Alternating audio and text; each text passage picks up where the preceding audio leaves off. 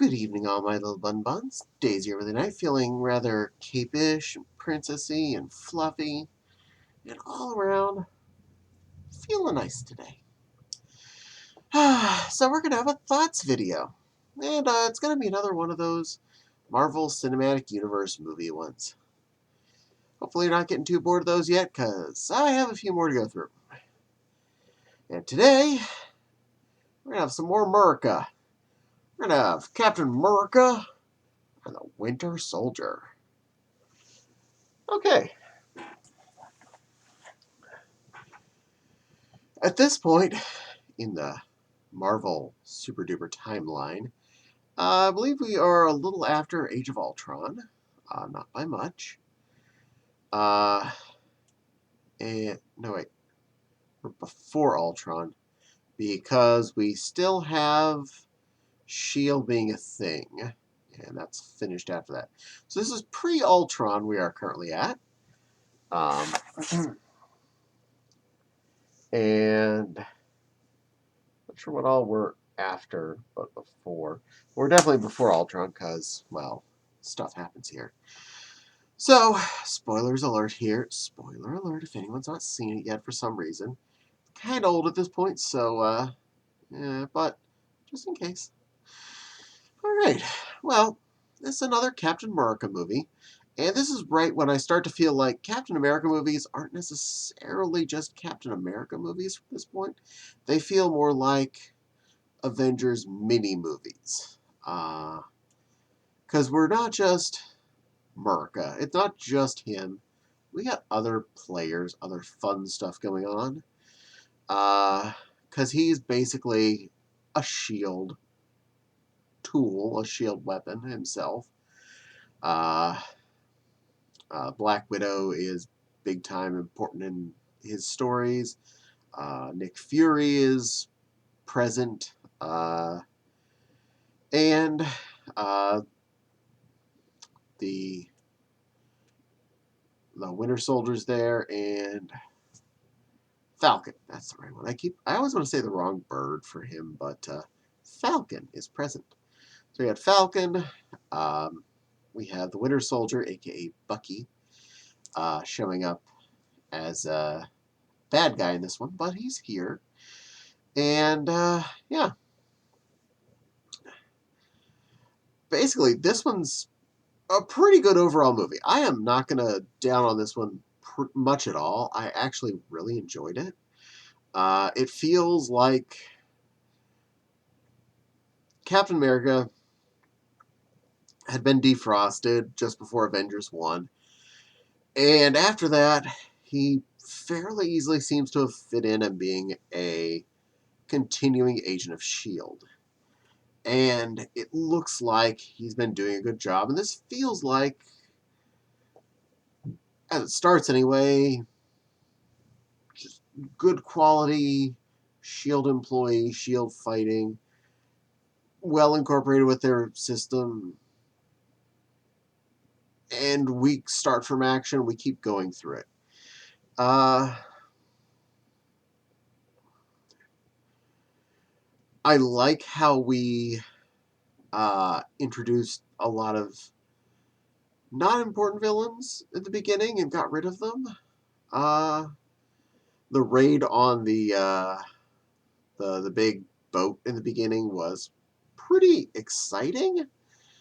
I know I've looked up and read about the big muscly guy that Steve Rogers goes and beats up as Captain America, and he like puts down his shield so they fight hand to hand all manly like, and apparently he's something, but I didn't really make too much of a direct impact other than, hey, that's guy he beat up. That's guy Captain America beat up. Yay! Uh, they did a good job introducing his strike team as part of the character roster right away here. Also, the introduction of the Falcon in the way they did introduce him was perfect. Basically, getting shit on by Captain America as he's trying to do laps around the reflecting pool in front of the Washington Monument. That was corny. It was silly, but it worked perfectly. It was a good joke. Uh, Good series of stuff going on there, right down to the end where Black Widow pulls up saying she's looking for the Smithsonian. She needs to find a relic because she's trying to pick up Captain America, who's been in the ice for 50 years, like 1915 or 1920 or something. Anyway, so yeah, that whole sequence was gold. That was beautiful. Uh, the whole plot of taking out Shield and letting Hydra take over after having been apparently secretly running most of Shield for all this time. Beautiful. Uh, the Winter Soldier sneaking into the game, perfect. The way they slowly introduced him, as in like they pulled off his goggles at one point, they pulled off his mask at another point. It's like, oh, oh, oh, uh-oh. So, slowly deprogramming him a little bit through the movie, great. Uh, the the main plot being they were making these 3 new helicarriers that were going to basically take out threats before they've happened, kill people before they commit crimes, which bad. just putting it out there, bad. Uh, it was really well put together. I liked the way they set those things up. I liked the way that even Nick Fury was the first kind of justifying them and saying that this was a necessary function. Because from a cleanup crew, from a security services of the world type person's perspective, yes, stopping the crime before it happens, way better. If you can stop the killer before he kills somebody, yes, technically you just killed someone who did not kill another person, but you saved someone innocent, completely innocent, who wasn't trying to. I know, I'm justifying this. I don't need to. I understand it's not right. But I can understand where their thought process would be hitting. I can't save everybody if I don't save them before the bad things happen. So, yeah. Overall, I liked the premise. I liked the concept of we're trying to set these things up to kill all the potential bad guys. Uh, the bunker with the Swiss scientist mined in databanks on reel-to-reel tape databanks. Beautiful. For someone who has worked in a data storage facility that had those big, goofy, old-school reel-to-reel tapes, yeah, they did justice to how they worked. They didn't just kind of cheese that in too badly. I appreciate that when I see it. Uh, by the way, those are not a good way to store data. My gravy. I remember working with those, and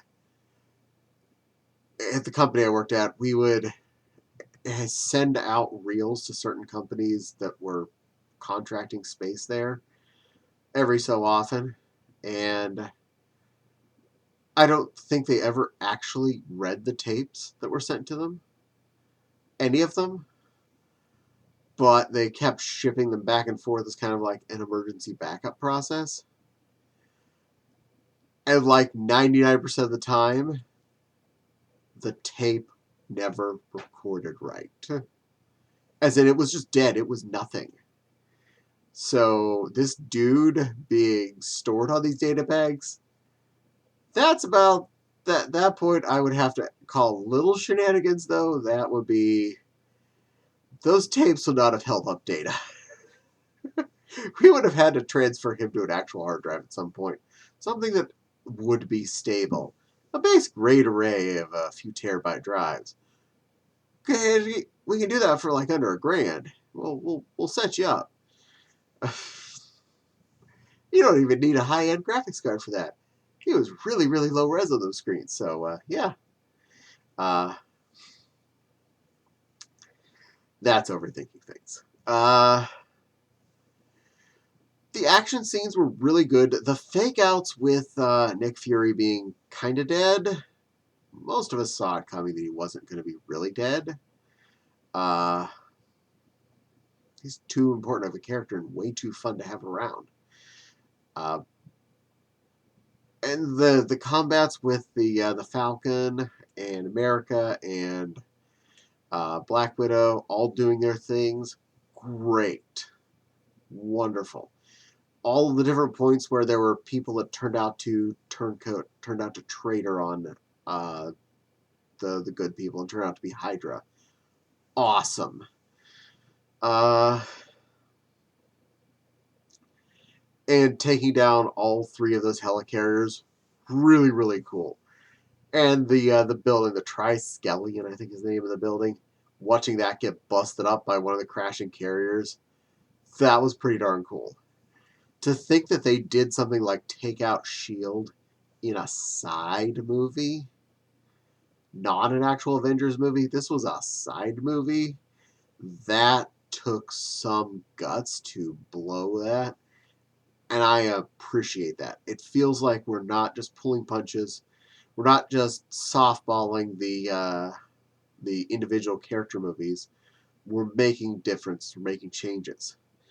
We're not just doing the fun stuff on Avengers 3, the more Avenging or whatever.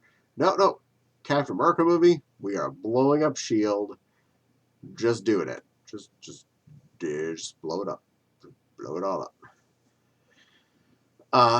In introducing the Winter Soldier, who does eventually turn better in later stuff, it was pretty good to see him start off as a villain, because he made a good villain, and now he makes an even better hero later on in stuff that came out after. So yes, awesome. I am happy about that.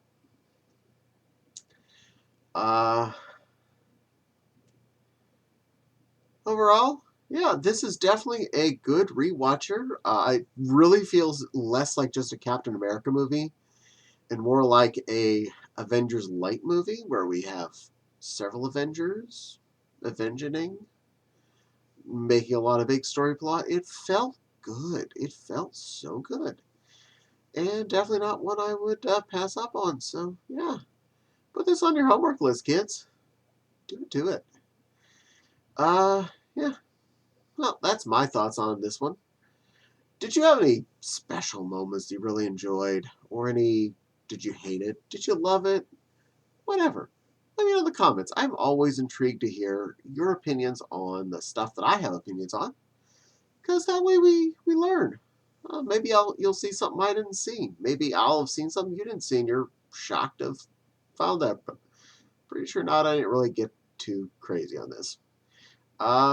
Yeah. Comment box. Talk about this movie. Good, bad, or otherwise. I love to hear. And please don't forget to like and subscribe. The little dingly bell for the little dingly bell. Let you know when I post new videos. Who knows? Maybe a Daisy video. They're always fun to pop out.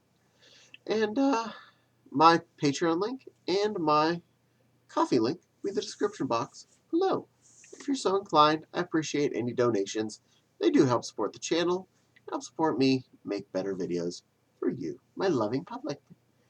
But most importantly, thank you for spending some time with this little bun. Always makes me smile when I see those video counters at the end and watching how many people did feel like watching my videos. So, absolutely. Thank you for that. And I look forward to seeing you on the next video. For now, keep murking and keep avenging and keep bunning. Okay, that's enough. Bye, kids.